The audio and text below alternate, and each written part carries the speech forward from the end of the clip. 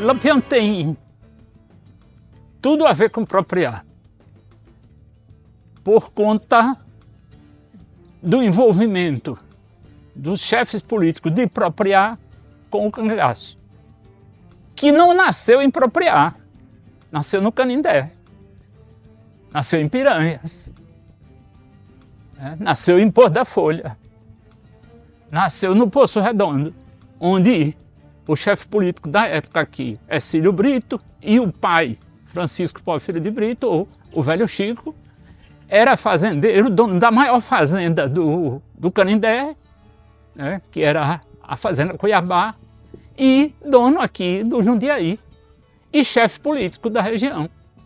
É considerado um dos coronéis do Baixo São Francisco. Então, a vinda de Lampião para aqui, a vinda de Maria Bonita aqui, nunca houve uma invasão de Lampião a propriar. Nunca houve uma chegada de Lampião, vamos dizer, de forma ostensiva. Não, Lampião vinha disfarçado, Lampião vinha como um cidadão à procura de tratamento, ou no caso de Maria Bonita, como foi 2 vezes, pelo menos é o que cita Alcino Costa, à procura de tratamento ginecológico. E com o passar do tempo, essa relação de Lampião com o coronel da fazenda Jundiaí, Propriar recebe um visitante, um morador ilustre, o João Ferreira. Mora em Propriar, tem uma relação muito forte com Propriar, e nesse passar do tempo, a filha de Lampião, Expedita, mora também em Propriar em um determinado momento. Estuda no Colégio das Graças, no Colégio das Freiras, né?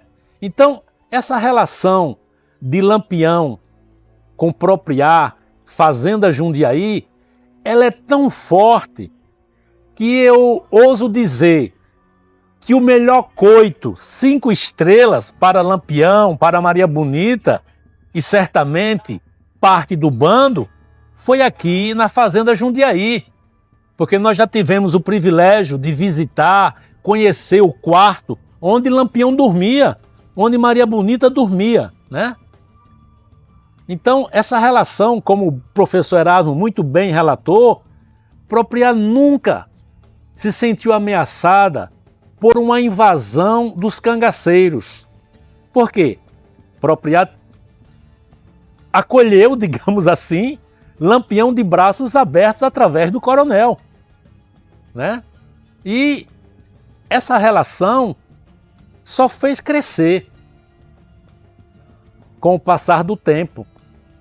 E o João Ferreira, quando ele acaba falecendo, ele é sepultado aqui no cemitério paroquial de Propriar. Então veja a relação desse irmão de Lampião com Propriar. Então Propriar, até um certo ponto, digamos assim, era uma cidade protegida nesse período do cangaço, porque nós não temos conhecimento nenhum de nenhum ataque, de nenhuma ameaça ao que se diz respeito a alguma invasão a Propriar. É muito interessante esse fato de que Propriar ficou, vamos dizer assim, capela. Laranjeiras teve visita de Lampião. Próximo, pertinho do Aracaju, onde tinha contingente da polícia militar, onde tinha o exército, tudo. Mas Lampião, em Propriar, Lampião não veio. E veio várias vezes a paisano, como um cidadão qualquer, como um visitante, né? Isso tem uma conotação de que Propriar era um local onde ele tinha amigos, onde ele tinha pessoas que o acolhiam, né? Nós sabemos do grande coito que foi as fazendas de Dr. Eronides. Rossi falou no instante em coito, eu me lembrei. As fazendas do Dr. Eronides de Carvalho foram grandes coitos de Lampião. Todas. Mas, em Propriar, o Jundiaí, não para a cabroeira, não para os cabras virem também, mas virem, vamos dizer, lugar-tenente de Lampião, Luiz Pedro. Tem relatos de Luiz Pedro esteve no Jundiaí, a própria Maria Bonita, né? E isso fez com que eles se sentissem seguros ao ponto de que, no relato feito por Alcino Costa, em um dos seus livros, se eu não me engano, O Sertão de Lampião, ele diz que Maria Bonita hospedou-se na casa de Dr. Exílio e, à tarde, vestida como uma mulher da época, desceu a Rua da Palma e foi visitar a casa de seu Adão, que era um cidadão que é da região do Curralinho, Cajueiro, do lado de Sergipe, e foi visitar esse senhor, que era dessa região, lá do sertão de Poço Redondo, aqui na Rua da Palma, como uma cidadã acompanhada de um segurança que também estava sem os trajes, né, como um cidadão qualquer, estava só acompanhando. Ele cita a senhora do cangaço, a madame do cangaço, passeando nas ruas de Propriá como se fosse uma mulher, uma senhora da sociedade. E quando Maria Bonita vem pela última vez a Propriá, ela chega como uma prima da família de Hercílio Brito. E ela ficou hospedada, como o professor Erasmo muito bem falou, ali onde hoje a gente tem a OSAF. Ela ficou hospedada naquela residência ali. E um detalhe, ela vem para um tratamento de saúde, chega como uma prima da família Brito, e depois ela retorna para a Fazenda Jundiaí, e da Fazenda Jundiaí ela segue em uma canoa até a Fazenda Angico, onde estava o coito naquele momento de Lampião.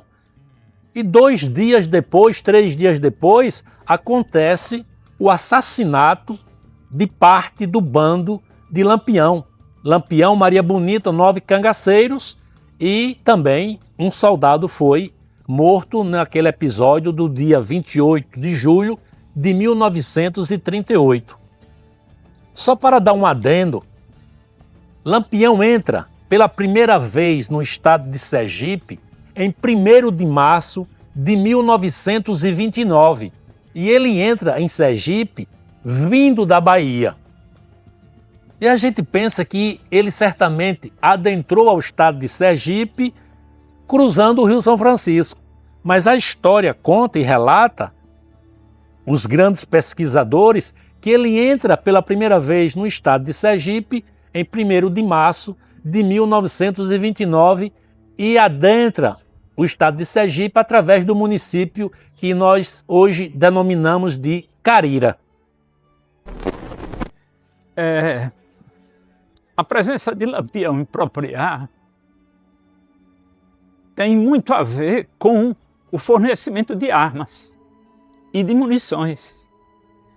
Nesse livro, não sei exatamente se no Sertão de Lampião ou num outro livro de Alcino, ele relata que um canoeiro de confiança, que era coiteiro, veio a Propriá.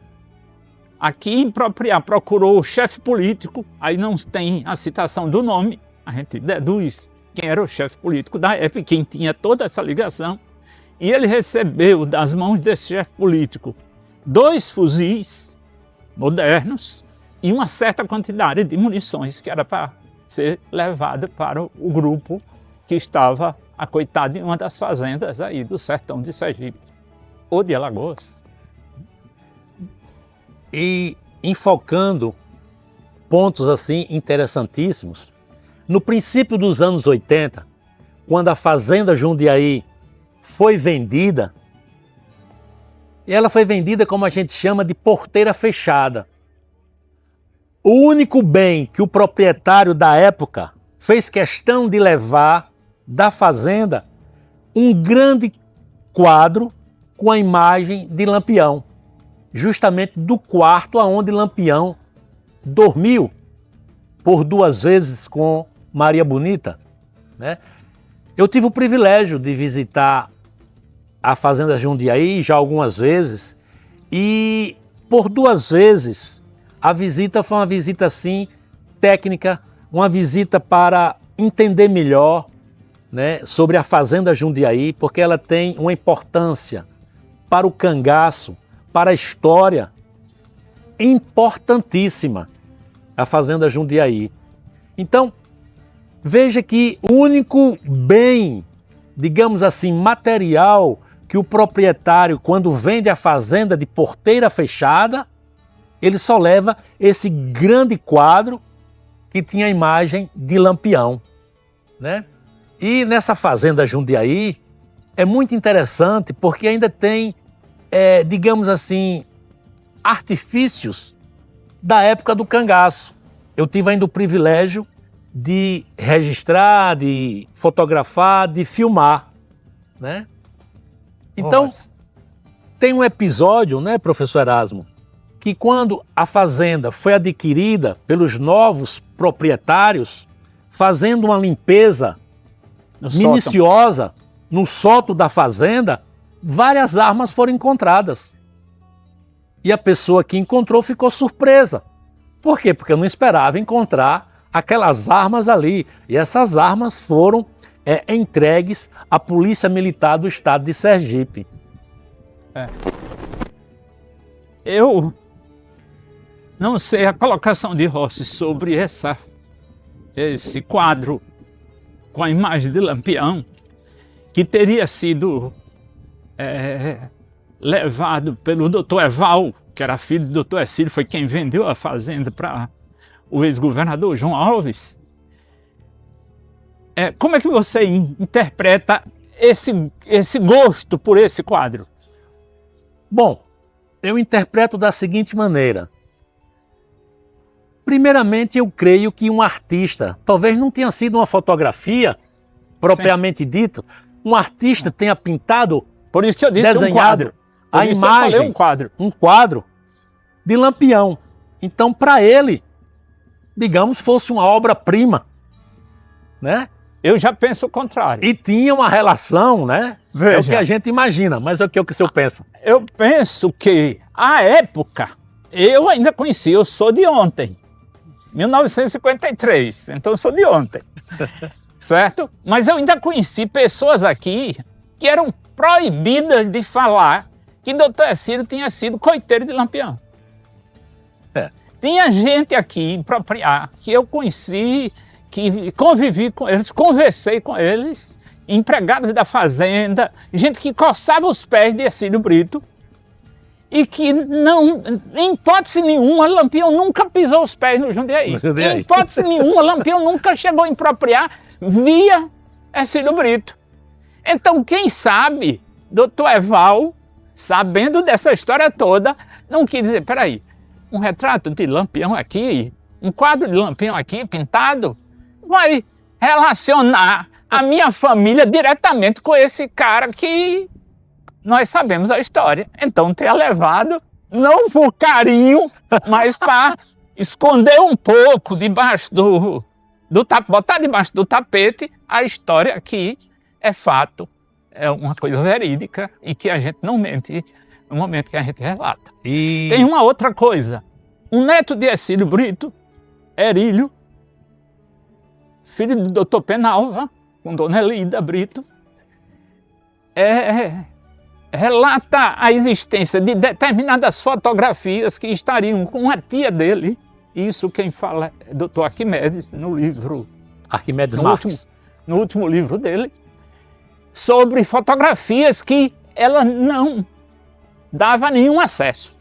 Vivia num cofre fechado que ela não... E que essas fotografias, pelo entendimento de Erílio, que é sobrinho dela, tinham a ver com a história da família e o envolvimento com o cangaço. Relata a história que em 1932, quando as tropas estavam retornando do Ceará, que estavam combatendo a coluna Prestes, quando estavam retornando, cruzaram o Rio São Francisco, ali na região que hoje a gente chama de São Brás. E levaram-se 3 dias para que as tropas pudessem atravessar o Rio São Francisco, porque também tinha que atravessar não sei quantos caminhões pequenos, mas tinha algum veículo para se fazer a travessia. E essa travessia foi feita juntando canoas para colocar o caminhão em cima e atravessar o Rio São Francisco. E relata a história, historiadores, que quando essas tropas estavam passando por Propriá, adentrando a cidade de Propriá, como a gente, por exemplo, hoje, a gente vem da Adutora, Lampião estaria na casa do irmão e viu essas tropas passarem por Propriá, mas ele estava disfarçado. Propriá talvez foi o coito aonde deu a maior segurança para ele. Tanto é que também a história conta que Lampião foi a um baile no 12 Tênis Clube. Não no 12 Tênis Clube de hoje, no antigo 12 Tênis Clube. Foi disfarçado como um cidadão comum, amigo do então coronel da época, que, numa linguagem popular, a gente diz: é o homem que manda chover, é o homem que manda apagar, né? Então, a história conta que ele foi até um baile no 12 Tênis Clube. Depois desse relato, desses nossos conhecimentos, podemos sonhar com algo grandioso em Propriá para que a gente possa debater esse assunto de suma importância dentro da história e da cultura propriaense? Rossi, nós já tivemos em Propriá com a presença de um matuto que se auto-intitulava Matuto do Poço Redondo, arrastando um chinelo de Havaiana. Em 1999, no Colégio das Freiras, Alcino Alves Costa veio, fez uma explanação sobre Lampião, Propriá, Baixo São Francisco, importância de Propriá dentro do contexto onde Lampião viveu. Desse contexto, porque vamos dizer, há anos passados, Piranhas, boa parte da população de Piranhas fazia feira em Propriá. E quem não fazia feira diretamente em Propriá, mandava as canoas comprarem aqui e levava para lá. Um deles, Senhor Correia. Senhor Correia, que é o quê? Quem sabe a história dos Correia e Britos em Piranhas, sabe quem é esse cidadão. Então, quer dizer, trazer um evento, por exemplo, eu sei que Rossi quer se referir ao Cariri Cangaço. Exatamente. Para aqui, será, e já foi, olha, não temos uma nem duas administrações que, por uma forma de instigar da parte de Rossi, com meu apoio, nós fomos, conversamos, não surtiu aconteceu efeito. ainda. Não surtiu efeito. Mas a gente tem esperança. A gente tem esperança que a gente possa debater aqui, não com Rossi nem com Erasmo, mas com grandes pesquisadores. Exatamente. Né? E quando a gente se reúne em Cariri, a gente se reúne, são 200 pessoas, chega a 200 pessoas que gostam. Quem menos tem a ver, gosta. Vai para os atos, vai para as visitas técnicas, discute, faz pergunta.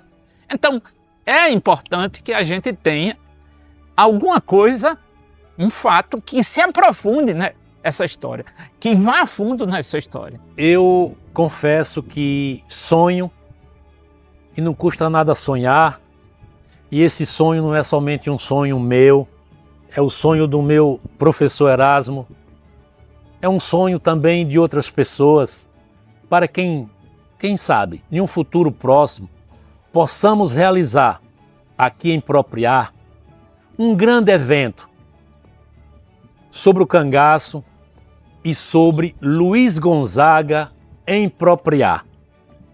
O ano passado, no mês de junho, nós tivemos um simpósio aqui em Propriá sobre o cangaço.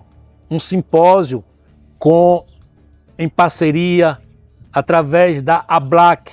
A ABLAC é a Academia Brasileira de Letras e Artes do Cangaço, que tem à sua frente como presidente o doutor Arquimedes Marques, que é um grande escritor sobre o cangaço, né? Nós tivemos a participação nesse simpósio de Inácio Loyola, que é um grande conhecedor sobre o cangaço. Nós tivemos a participação de João de Souza Lima, vindo lá de Paulo Afonso, que é um grande pesquisador sobre o cangaço, e a participação de José Bezerra Lima Irmão, ou simplesmente Zé Bezerra, que escreveu um livro sobre o cangaço intitulado Lampião, a Raposa das Caatingas. E ele levou 10 anos de pesquisa para escrever esse livro. Então, Propriá é uma cidade tão rica dentro dessa cultura sobre o cangaço que temos que realizar um grande evento para que possamos debater com 200, 300 pessoas que vêm de fora. O Cariri Cangaço é um evento que reúne pessoas de todo o Brasil. De todo o Brasil.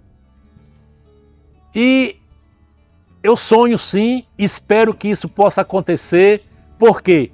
Porque será um momento sublime, único, para que a gente possa mostrar a importância dessa história, dessa cultura e revelar para o mundo o que é a cidade de Propriá. Bora viver Propriá!